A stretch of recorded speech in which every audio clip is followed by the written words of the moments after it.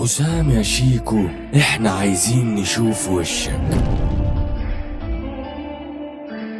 وانا جاهز اشيل القناع، بس انا نزلت فيديو قبل كده وكنت باخد رأيكم فيه، اشيل الماسك ولا خليني بالماسك. لقيت معظم الناس مش فارق معاها اصلا، فبصراحة قررت خليني بالماسك. بس لو انتوا فارق معاكم وفي ناس فعلا عايزة تشوفني من غير الماسك قولولي وانا اكيد هشيل الماسك. بس تعرف المشكلة في ايه؟ المشكلة ان انا خايف اقلع الماسك وما تتعودوش عليا زي ما اتعودتوا عليا بالماسك، ودي اكتر حاجة هكون متضايق منها لو حصلت. فانا مش عارف اشيل الماسك ولا لا، فانتوا قولولي بقى رأيكم في الموضوع ده. هقرا كل تعليقاتكم وارائكم على الفيديو ده، ولو حبيت تيجي تنورني في الاستوديو وتسجل مهرجان بالكلمات والتوزيع ب 600 جنيه ابعت بس رسالة هنا على الواتساب وحد من الإدارة هيتواصل معاك. مستني كل اخواتي من اي حتة في مصر. اخوكم حسام شيكو.